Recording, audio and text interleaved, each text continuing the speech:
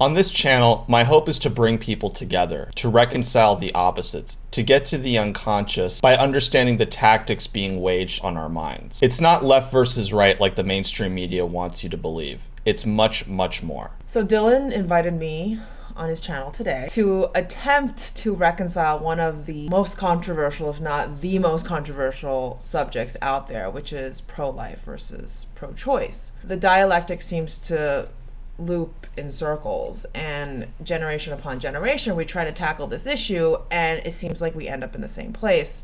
And so if we are ever to get to the promised land, my contention is we need to move away from these respective poles and venture towards this scary uncharted territory, which I'm sure many of the people here may or may not have the stomach to hear to the very end, but I really hope you do.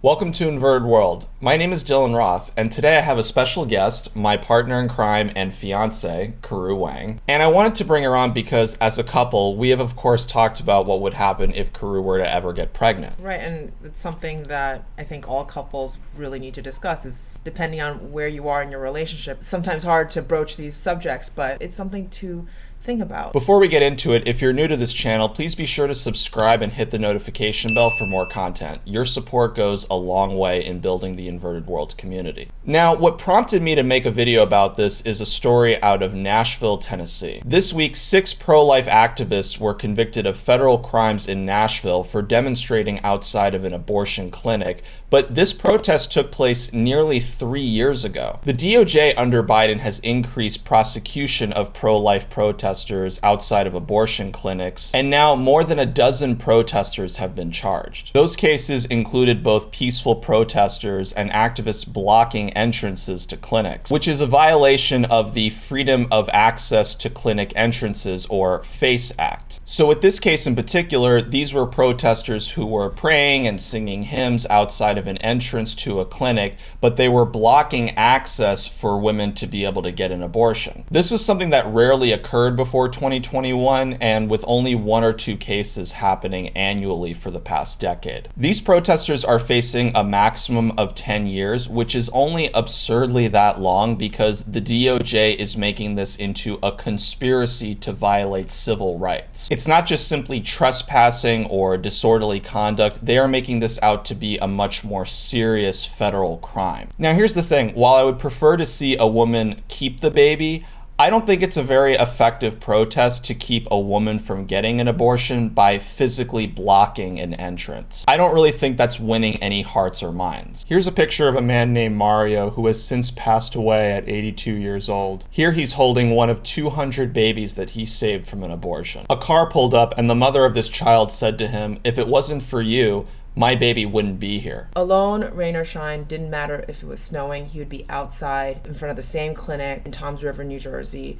6 hours a day for 8 years. Sometimes he was met with hostility, sometimes he was asked to just move across the street, but he was there every single day, and that level of commitment led to 200 mothers changing their minds. One person's commitment can just significantly change the world. You know, it's just like makes me want to cry. In this day and age where people are yelling and screaming at each other about this topic online, on social media, instead of being the angry voice, you can be the committed voice that can do what Mario has done, right? It's just like such a loving act. I think that's what makes it so profound, what he's done. With the technology we have, it's so easy to communicate, but what are we communicating and how effective is it? And we need to communicate with love. Right, and I think we're all striving towards that same place. And if we keep acting in this divisive manner, we're going to end up in the same spot, and it's not okay for us, it's not right for the next generation. As former activists ourselves, it's scary to think that these protesters are now facing 10 years in federal prison. I get getting charged with trespassing or disorderly conduct. I was also arrested for pulling down propaganda. I knew those consequences were there, and I found it worth it for the circumstances. But such a sentence is like using a sledgehammer to kill a mosquito, which again is a testament to how triggering this subject matter is. So let me say the hard part out loud. Does life start at conception? If you follow the science, that seems abundantly clear that it is. Would I wish an abortion on anybody? Anybody I loved? On myself? No. Dylan and I, we've discussed that we would not ever do that to our child. But the question here is, should it be outlawed, right? I think this is where the trigger comes from. During our activism, oftentimes we would say, hold the line. And I realized a lot of people didn't know where that line was. And that line can get really blurry at times. So my line is gonna be different from somebody else's line. If you get even two pro-choicers, right, having a debate, they will likely not even agree when it is acceptable to terminate a pregnancy, right? Somebody might say at a heartbeat, before a heartbeat, 3 months, or all the way to like a day before or after the birth, right? Infanticide seems to be on the table for some people. Let's be honest. It's to me, that's absolutely nuts. That's flat out murder. But this is how far that spectrum is. When it came to the injections, we believed it should be a choice, right? We didn't want to discriminate towards people who wanted to have it, to get it, and those who didn't, right? And I'm trying to stay consistent with my argument here because I don't believe in coercion. And even though I decide to live in a way, or we decide within our relationship, we decide to be pro-lifers, sometimes people who are pro-choicers would yell at us, yeah, we believe in my body, my choice for abortions, right? And sometimes I want to scream, right? That because my belief is it's really not your body, so it's not your choice. That's the it's an innocent baby. But then at the same time, I do believe in not coercing anybody to believe what I believe. We were in New York City during the overturn of Roe v. Wade. Many New Yorkers didn't understand that the function of overturning Roe v. Wade was to return that power back to the states because it was never a constitutional right for a woman to get an abortion. We have some footage which just shows how charged the city was around this subject. What would you say about women having the right to get an abortion, but people maybe having the choice to get vaccinated or not? I mean, no, I think it's a different kind of thing. Do you feel like they sort of hijacked that my That's body, irrelevant. What do you mean? What do you mean by that? It's irrelevant. My body, my choice. It's irrelevant. Ooh, I'm so conflicted because it's like It's a double standard, right? Exactly. It's a double standard. You need to do what's best for the public, which is to get vaccinated. I don't want to speak to you anymore. And so, This is a right-wing news organization. you as a white man right now should really not be speaking. Because she was nice to your I'll break your phone. Other people are at different places in that journey. There are times where people can be validated in terminating a life. Like with an ectopic pregnancy, that's when a woman's life is at risk. So that's when I would support a woman getting an abortion. Right, or the things that come to my mind is rape and the rape by a family member, like things we don't want to talk about or think about. Life is hard and people live under just completely different circumstances. Dylan got into a conversation with a random person about this issue. This was on the post about the pro-life activists blocking the entrance, so somebody commented and I replied. The person said to you might call yourself mostly pro-life, but you're definitely anti-God then, because the two don't square up. Dylan was driving the car, passes the phone to me, and tells me, can you help me respond to this person? And so I wrote, I don't think anyone other than God is in a position to say that. I am both pro-life and pro-choice. Would my wife and I do it? Absolutely not. But do I trust the government with my wife's womb? That too is a no. Let's be honest, there are many pro-lifers who in private have had abortions. We are here to rectify the opposites, not to play God and spew hate and judgment using his name. My guess is God would want us to move away from divisive behavior towards love and harmony, to make a world more conducive for children to thrive in it. What do you think? And she didn't respond. I think her worldview was just shaken up a little bit there. Well, it's difficult because I think people assume if you are pro-choice, then you're anti-God. And I can see how you could jump to that understanding. But then we are people who actually believe in God. We don't believe in abortion for our lives.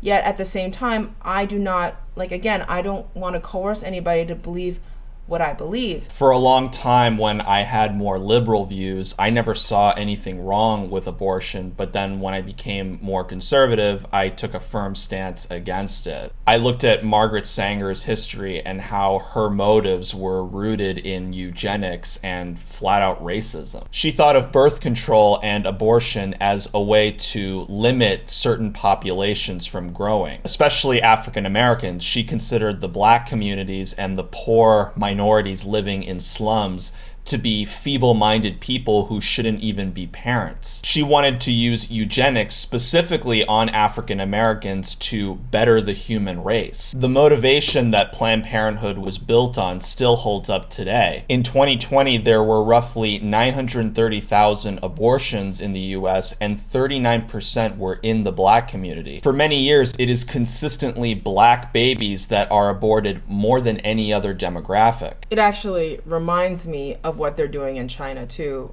because there is a genocide happening in Western China with the Uyghur community. And again, the Chinese government is placing abortion clinics in those neighborhoods to, again, decrease the population of Uyghur Muslims. A lot of women choose to get an abortion because they don't feel that they're prepared to be parents. And in many cases, that is true. I can totally relate with that. A lot of parents that choose to have the baby, they don't end up being good parents. They don't keep their kids safe. They don't provide a good environment for them to be on. They can be abusive. I posted a video last week of a mother in Walmart who was being very negligent. She didn't keep her baby properly clothed. She was throwing cold food on the child. He was just cold the entire time. A lot of people like this woman aren't ready to be parents. But a lot of these people are going to be parents. And so it's just, again, the focus is on how do we protect the children? How do we create an environment that's conducive to raising children? How do we create a culture, a loving culture, in which we instill the right morals? How do we create a society where people are morally adept to raise children that can continue the lineage of our existence? Interesting how it very quickly can go into much deeper subject matters. No two people are going to have the same life, and that's what makes us all so unique and so special. And those differences, how do we, instead of using that to fight against each other, how can it bring us together? I still have a lot of love and compassion for the side of me that did believe that an abortion was okay. It was a journey to where I am now in my beliefs. It goes back to how do you find unconditional love for all beings, right?